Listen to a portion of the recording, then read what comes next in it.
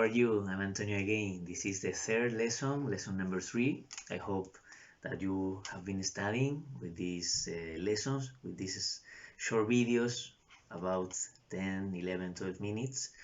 So I'm very happy to see you again, to be here again.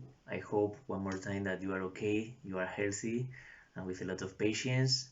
And I also hope that you are studying and these lessons and English is making you studying, and I don't know, and it's better to pass these days with a smile. So let's continue studying. I'm going to explain to you again some of the topics of these contents from the study, so we can continue with shall, with will, and of course we have another song to you, because music fortunately is one main thing that is making the things going better. So let's continue.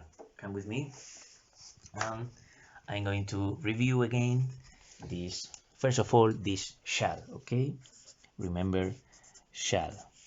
First of all, shall is not very common in English, but maybe also, if you remember the last song that I gave to you, it was one from Bob Dylan, I Shall Be Released. So shall is common in some books, in literature, in music, in songs, and all of this. But remember that in these cases, shall, the meaning is future. That is why maybe you have read that is a kind of formal will, which is not correct 100%, but anyway, in these cases, literature and music, maybe this meaning is future. But of course, you have to remember that it is not very common in modern English, and it is, of course, very formal, right?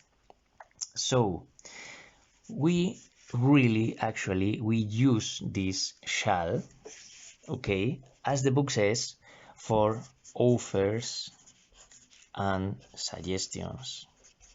This is the real use of this shall. Remember, always with the first person, singular or plural, I or we. For example, shall we go home now? Or shall I cook dinner tonight?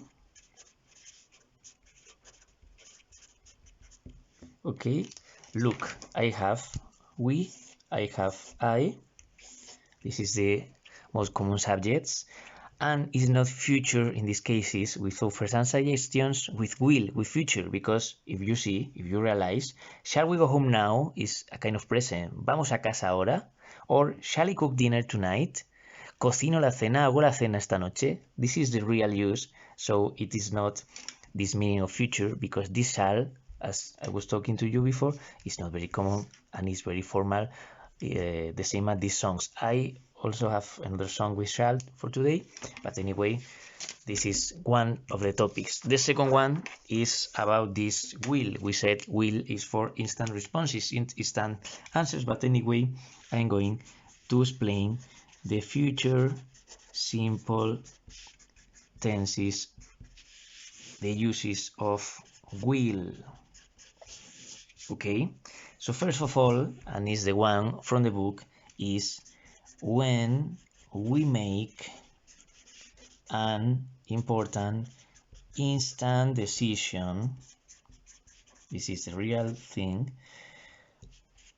We make a decision to do something in the future. I'm writing because I think it's clearer like this. While we are talking about it.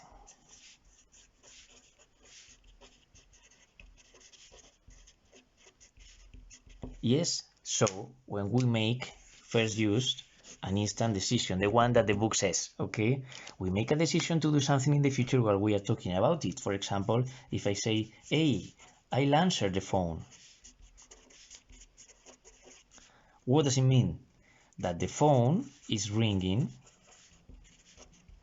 at that moment, yes, and you decide to answer the phone. but it is not deliberated. I mean, you didn't think about it. It's an instant decision, right? Or for example, if I say, oh, I'll buy apples tomorrow, for example, because you realize in that moment that you don't have any apples, okay?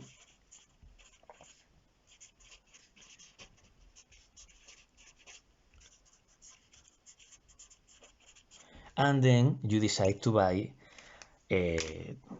apples tomorrow or the next day, okay? So if you see, I'm going to use the purple one.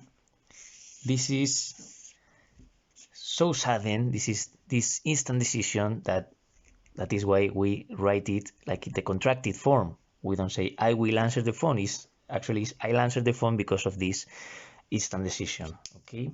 By the way, if we continue talking about will, I have to give to you other two uses. Actually, is number 2 is the same uses as in Spanish, actually, if I'm honest.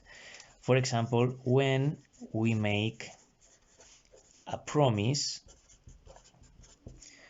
or offer to do something in the future. I hope you understand the letters. When we make a promise, important thing, or offer to do something in the future. For example, if I say, I'll phone you again tomorrow. This is tomorrow. So, for example, in this case, it's different situation. You are speaking to your friend, and then you promise to phone him or her again tomorrow. So this is a kind of promise because it's not the same as the other one, okay? And finally, number 3 of this will, this uses of will, is when we make a prediction. Actually, maybe the most useful, okay? Prediction. This is always future, right? For example, if I say, I think, and by the way, this is the real beginning of this kind of sentences, I think they will win the game on Saturday. Yes, of course, here you don't know if they will win, but you predict, okay, that they will win. This is like the most common. For example, I think this quarantine will finish in 1 month. I don't know. Or I think Real Madrid will win on Saturday, or I don't know, Trump will win in 2 years. I don't know. But all these kind of robots will govern the earth. This kind of predictions is future with will. If you see, it's not contraction here. Of course, you can use it, but it's not so common. But when the promise is different, and of course, the one that the book says, instant decision, that is why we have this contracted, and you make this decision to do something in the future while you are talking about it. It's so sudden that you use this will. Actually, in Spanish, we have to translate it into yo lo cojo, in this case. Yo respondo, compro las manzanas mañana, whatever. It's also a kind of present in Spanish because it's so sudden. By the way, of course, I have a song. In this case, is a song with this shall, this use of shall, again, formal, and same as a future, is we shall overcome. Overcome means superar something, okay? Lo superaremos, lo lograremos.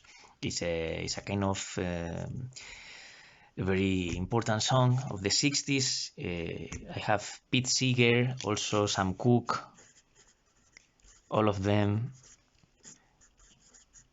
This is Pete, sang this song, Joan Baez, I mean, all of them, okay? You have several covers on the internet, on YouTube. So it's very easy, but the thing is here because of this shall, okay? Because in this sense is will. We shall overcome, we shall overcome, we shall overcome someday, algún día, yes?